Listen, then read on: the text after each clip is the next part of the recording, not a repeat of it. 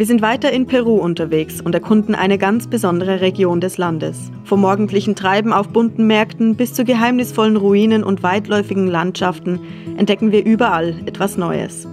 Wir folgen verborgenen Pfaden, stoßen auf überraschende Eindrücke und auch wenn nicht immer alles perfekt ist, erleben wir Momente, die uns staunen lassen.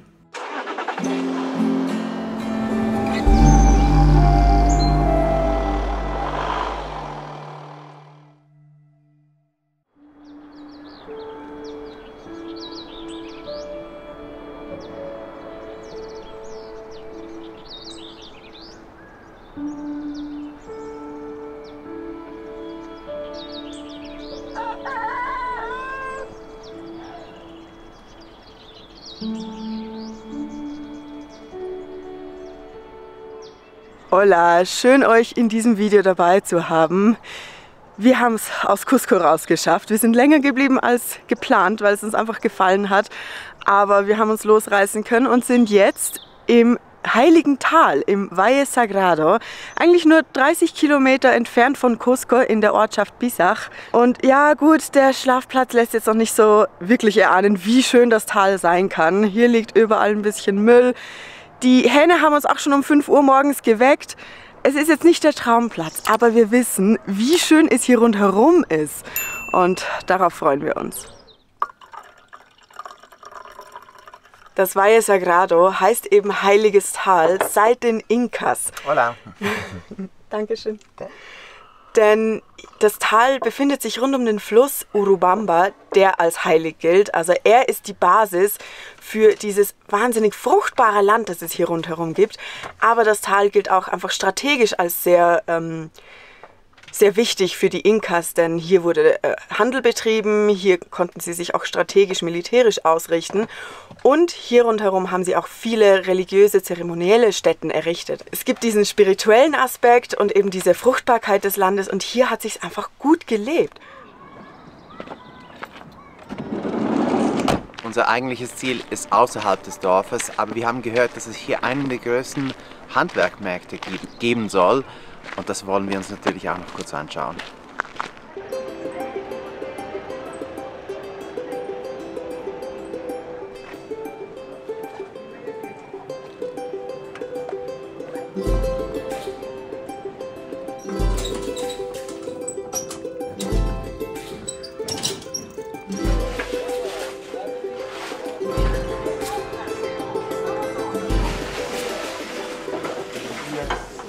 Der Ort ist wirklich klein und auch der Hauptplatz ist ja wirklich richtig süß.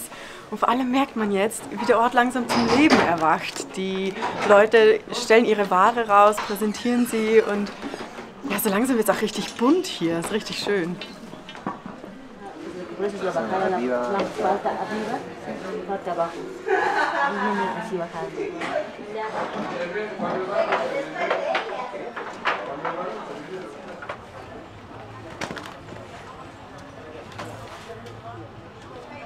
Hier gibt es so viele schöne Sachen, also allgemein so diese bunten Geldbeutel, Rucksäcke, Taschen, aber auch die Ponchos, die gefallen mir richtig gut. Aber ich weiß ganz genau, auch wenn ich jetzt diese Symbolik und alles das so toll finde, kaum sind wir aus der Region raus, würde ich die Sachen wieder nicht so tragen. Das ist einfach zu schade.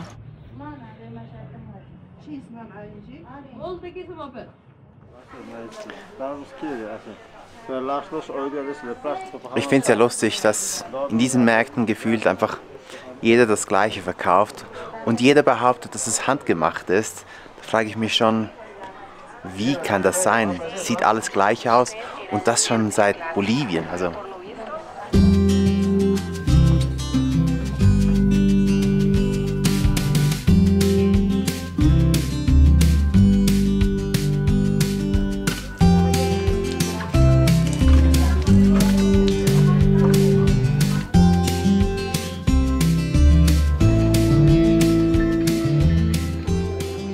Wir hatten uns bewusst entschieden, vormittags hier den Markt zu besuchen, denn vormittags sind auch immer die Touristengruppen an den Sehenswürdigkeiten, weshalb wir uns entschieden haben, die eben auf den Nachmittag zu verlegen. Der Nachteil ist, vormittags ist der Markt irgendwie noch nicht so ganz offen anscheinend. nee, nicht ganz. Also es sind schon viele Sachen offen, aber auf der anderen Seite, ich glaube, es sieht alles ähnlich aus, also viel verpassen wir jetzt nicht. Ja, ich glaube auch. Ja. Ja, ich hätte halt gerne noch was gegessen vielleicht, aber die Essenstände sind auch noch alle zu. Das ist wieder eher mein Problem. Aber ja, ich glaube, jetzt sind wir auch zeitlich ziemlich passend, dass wir uns auf den Weg machen können. Denn eigentlich wollen wir uns ja die Ruinen von Pisac anschauen. Und ich würde sagen... Wir sehen uns gleich da, oder? Ja. Und hier sind wir mitten in der Inka-Stätte von Pisac. Das ist unsere erste Inka-Stadt im Valle Sagrado, also im Heiligen Tal. Aber sie soll es richtig in sich haben, denn sie gilt als eine der schönsten im Tal und allgemein in der Region. Also freue ich mich schon richtig, sie zu erkunden. Ich meine, dieses Bild hier, das ist so typisch für Inka-Städten in Peru. Ja, ich finde es großartig.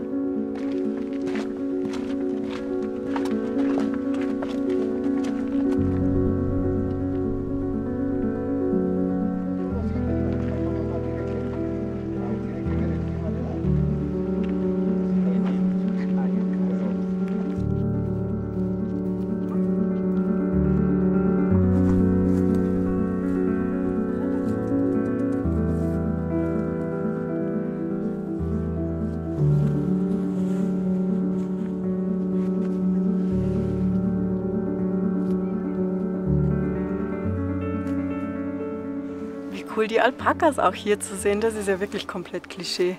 Aber die passen auch so gut in diese Ruinen und das eine schnaubt die ganze Zeit ein bisschen aufgeregt. Ich weiß nicht, ob das so happy ist mit seinem Nachbarn.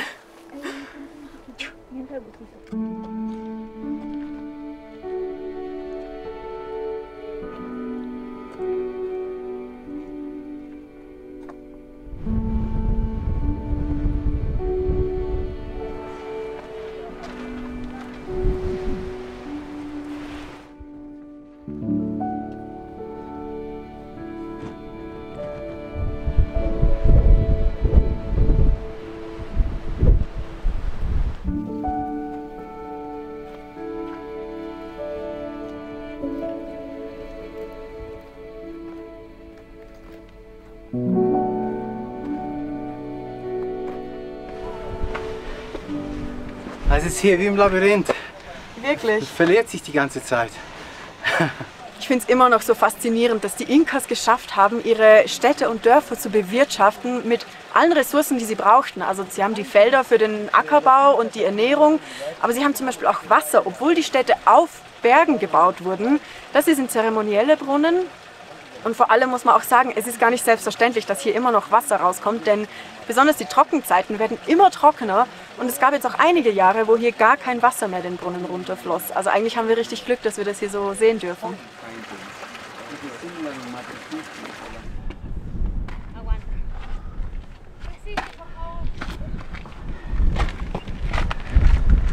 Hinter mir sieht man ganz viele Löcher im Felsen. Man könnte denken, dass das Vogelnester sind, aber tatsächlich sind das Gräber. Es sind über 3000 Gräber in dieser Wand hier. Die meisten wurden von den Spaniern geplündert dazumal. Einige sind noch verschlossen und bei einigen sieht man sogar noch die Schädel, die da rauskommen, was eigentlich unglaublich ist. Und wenn man sich fragt, wieso die hier in so einem unwegsamen Gelände quasi die Leute begraben haben, die Inkas wurden dazumal mit Gold, Schmuck, mit ihrem ganzen Hab und Gut begraben. Und man wollte nicht, dass das geplündert wird. Ja, die Spanier wussten das leider und viel ist leider nicht mehr übrig geblieben.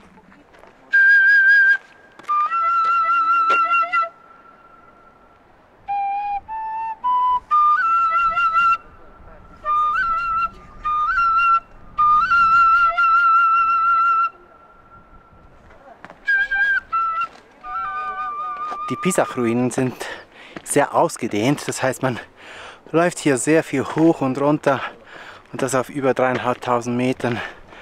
Und wir laufen jetzt zu einem hinteren Teil, da soll es anscheinend einen Tunnel geben. Da bin ich richtig gespannt, was uns da erwartet.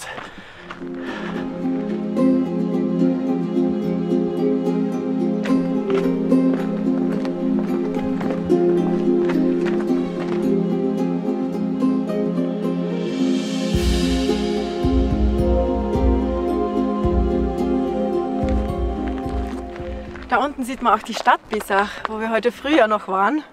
Ist ganz klein eigentlich. wirklich ein kleines Dorf. Und dahinter ist ja das Valle Sagrado, aber das sieht man halt jetzt noch nicht. Da müssen wir noch weiter hoch und noch weiter nach hinten.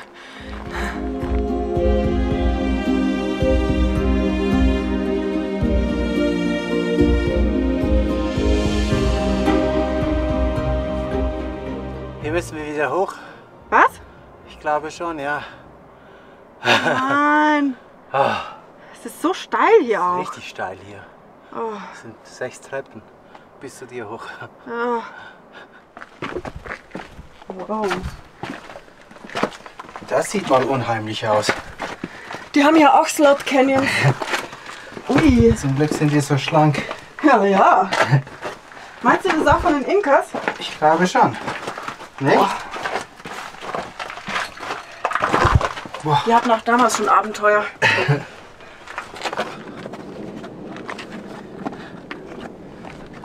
Ganz schön eng hier. Ja.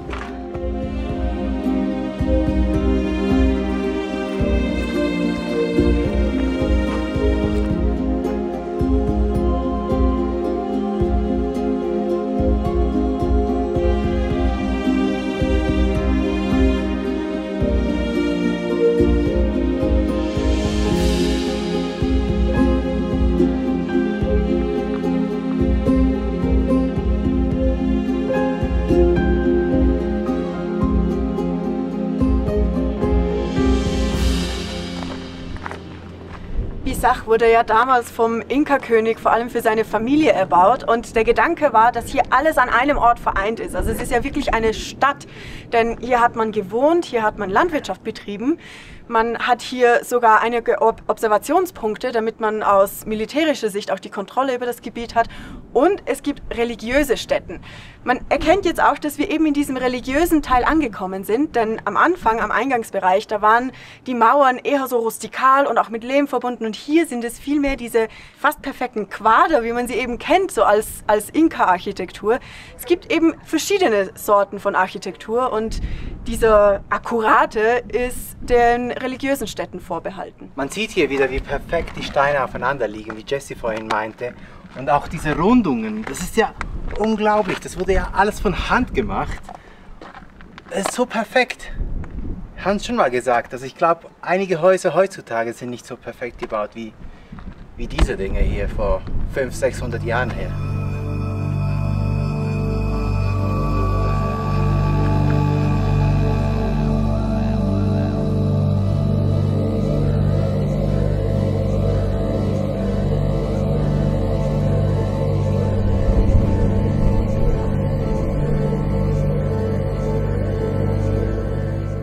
Wenn man vom nördlichen Ende über Intihuatana, also eben diese Zeremonienstätte, schaut, erinnert es einen schon sehr an Machu Picchu. Also das ist ja die bekannteste Inka-Stätte, glaube ich. Und die ist am anderen Ende des Valle Sagrado.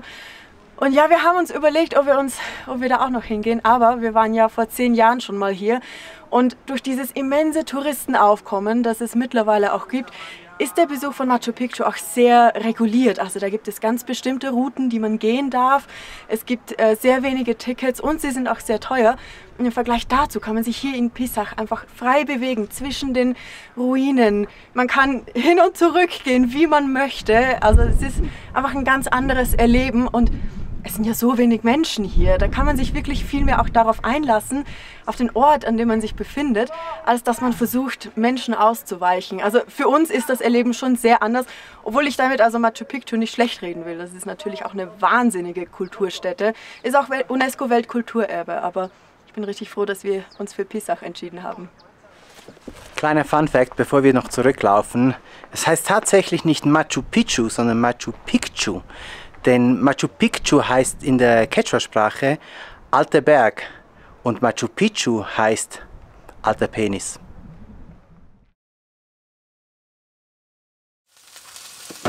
Buenos dias! Wir sind schon mitten in den Frühstücksvorbereitungen.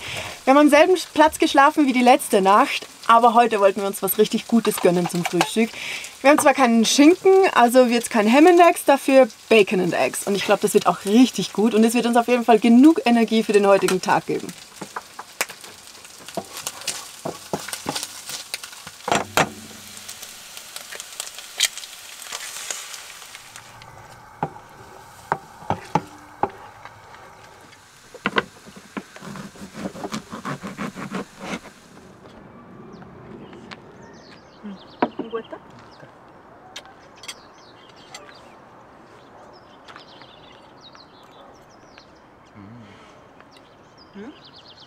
Muy bueno.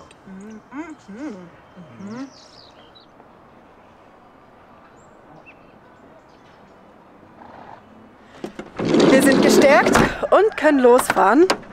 Wir haben euch nämlich gestern, als wir in Pisach bei den Ruinen waren, nicht ganz alles erzählt. Also natürlich war da schon, natürlich gibt es immer mehr zu erzählen, aber etwas ganz Bestimmtes haben wir ausgelassen. Und heute fahren wir an einen Ort hin, wo man das noch besser sehen kann und wo es noch ein bisschen komplexer ist. Also ja. Wir freuen uns, oder? Wir freuen uns. Es ist wirklich nochmal so ein richtig faszinierender Ort. Und ich merke gerade, wir sind ein bisschen so in so einem Inka-Reisetrip irgendwie unterwegs. Ja, fahren wir los. Vamos.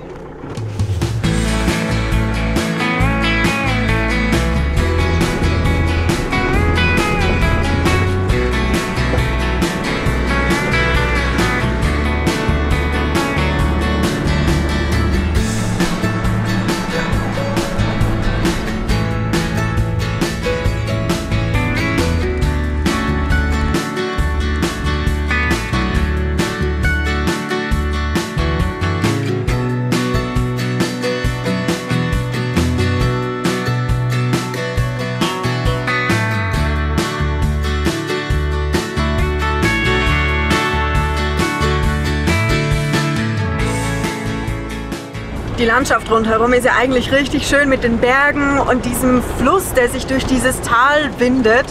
Und das ist auch der Grund, wieso die Besiedlung wohl mittlerweile so stark ist. Denn rund um den Fluss wird Ackerland bebaut und ja, die Landwirtschaft ist da natürlich sehr lukrativ.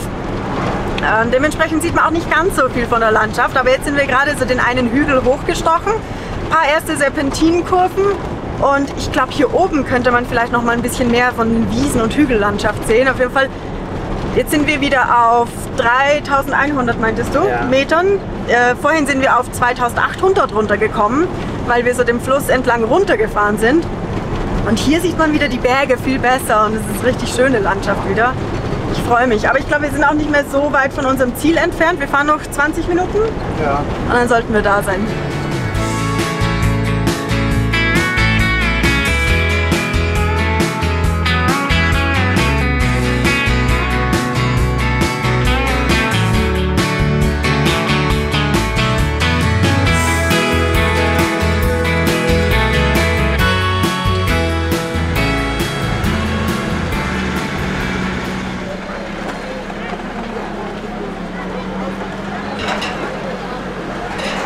Wir sind jetzt schon kurz vor unserem Ziel, müssen hier einmal durch ein Dorf durchfahren und voilà.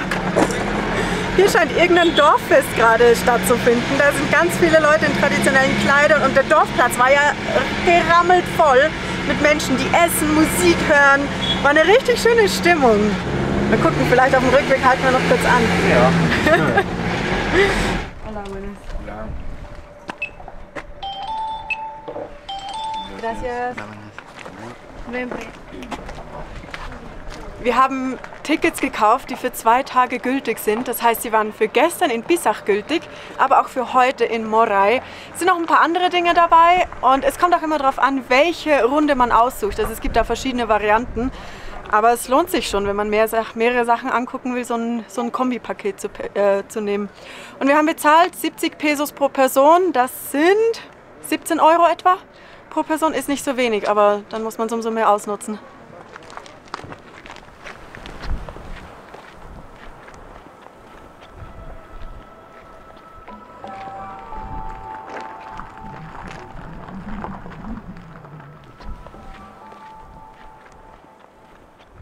Rund um das Valle Sagrado und auch bei der archäologischen Stätte von Pisach haben wir ja einige solche Terrassen gesehen. Und hier in Morai gibt es auch Terrassen, aber sie sind ganz besonders angeordnet, denn Morai diente den Inkas als eine Art Laboratorium, als Forschungsstätte, denn durch diese besondere zirkulare Anordnung haben sie ein Mikroklima schaffen können, wodurch sie verschiedene Höhenlagen, aber auch Klimabedingungen simulieren konnten. Und damit haben sie auch getestet, auf welcher Höhe, bei welchem Klima, welche Arten von Getreide oder Gemüse am besten wachsen. Und eigentlich ist das ja gar nicht so groß, aber die konnten damit einfach so viele verschiedene Bedingungen schaffen, dass sie das hier eben austesten konnten.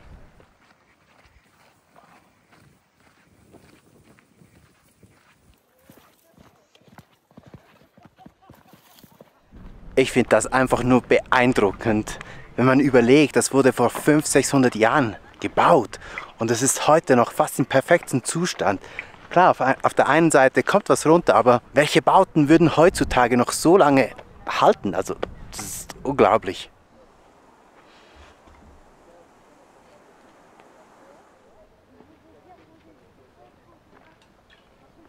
Bis vor 50 Jahren wurde diese Anlage hier in Moray sogar auch noch wirklich landwirtschaftlich genutzt. Hier wurde Gerste und Kartoffeln angebaut. Das ist ja gar noch nicht so lange her. Und wenn man jetzt so überlegt, was eben so angebaut wurde, also zum Beispiel auch gestern in Pisach, da wurden in den unteren Etagen von diesen Terrassen wurde Mais und Quinoa angebaut und in den oberen Lagen wurden Bohnen und Kartoffeln angebaut und natürlich ein paar ähnliche weitere solche Getreide- oder Gemüsesorten. Aber man merkt schon, dass die Erkenntnisse, die hier gewonnen wurden, auch an anderen Orten angewandt wurden und so einfach wirklich optimal ja, eben auf diese Begebenheiten eingegangen wurde und das ausgenutzt wurde. Das ist schon verrückt, nicht? Ja, wirklich.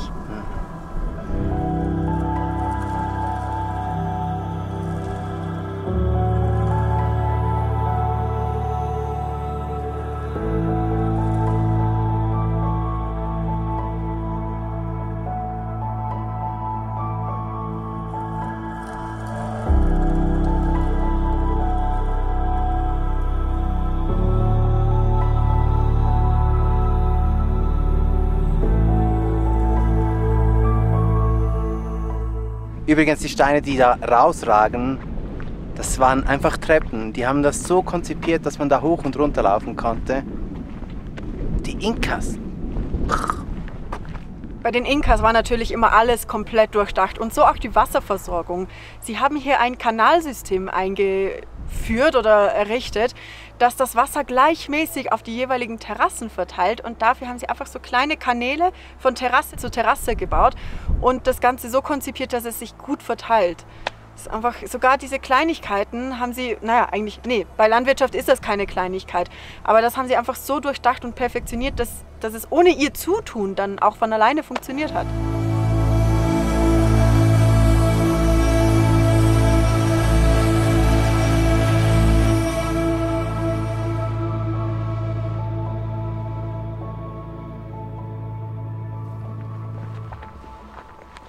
Auf den Bildern zu Moray sieht man ja meistens diese größte zirkulare Konstruktion, bei der wir auch am Anfang waren.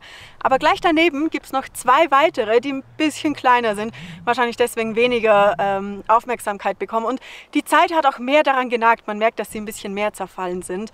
Aber was ich ja auch beeindruckend finde, ist ja die Kulisse, also diese Berge, die hier rundherum sind. Wenn man genauer guckt, da sitzen sogar Gletscher drauf. Also das zeigt einfach nochmal, wie vielfältig Peru ist und auf was für einem kleinen Raum alles zu finden ist. Ich habe das Gefühl, die Inkas wussten ganz genau, wo sie was hinbauen. Immer schön mit Aussicht, schön in der Natur gelegen. Das war das Hauptkriterium, ganz bestimmt. Ja, garantiert. Immer schön viel Wasser, also... Ja. Nee, Scherz beiseite. Es hatte ja auch strategische Überlegungen, um die Sachen da zu bauen, wo sie sind. Ja. Und es ist schon sehr beeindruckend, diese Kultur, nicht wahr? Auf jeden Fall. Ja. Ja, und wir hoffen natürlich, dass ihr sie auch so beeindruckend findet wie wir.